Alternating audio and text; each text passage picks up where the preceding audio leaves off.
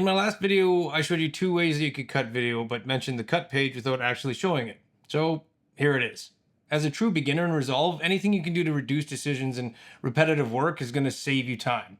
So here's the workflow. Just like in the edit page, you've got a clip, you can double click on it, bring it up in the source viewer, and then you can start to scrub through.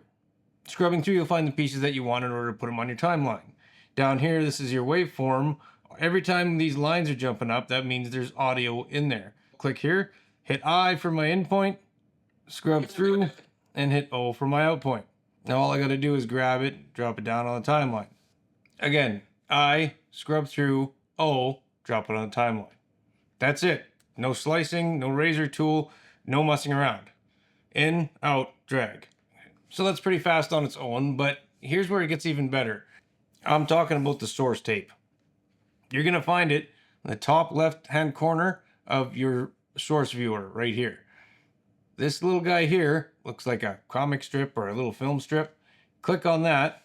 So you hit this, and instead of seeing individual clips in your bin, every single clip in your project lines up as one continuous roll. Okay, so that makes sense. Now we're moving a little bit faster, in and out points, source tape. But you're still dragging your mouse to scrub through footage, and we can also fix that. With just 3 keys, we can actually scrub through our footage and speed it up, choosing what we want by putting in our in and out points and dropping it on the timeline without even touching the mouse. Your 3 keys are J, K, and L.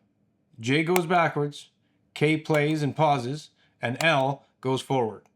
Here's where things get fancy. If you hit L and you hit it again, it goes to 4 times speed, again to 8 times speed, again to 16. It will keep on speeding up, and you can actually fly through footage, get yourself close to where you want to be.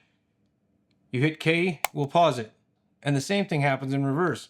Hitting J, each time you hit it, it will speed it up, making it so much faster for you to decide what clips you want, what pieces you want to keep, and what you're going to throw into your timeline. So now you're flying through footage, and your right hand never leaves those keys. You're editing at the speed of thought. And this is the workflow that makes the cut page just so worth it. Without that JKL, you're still hunting around with the mouse. With it, you are flowing.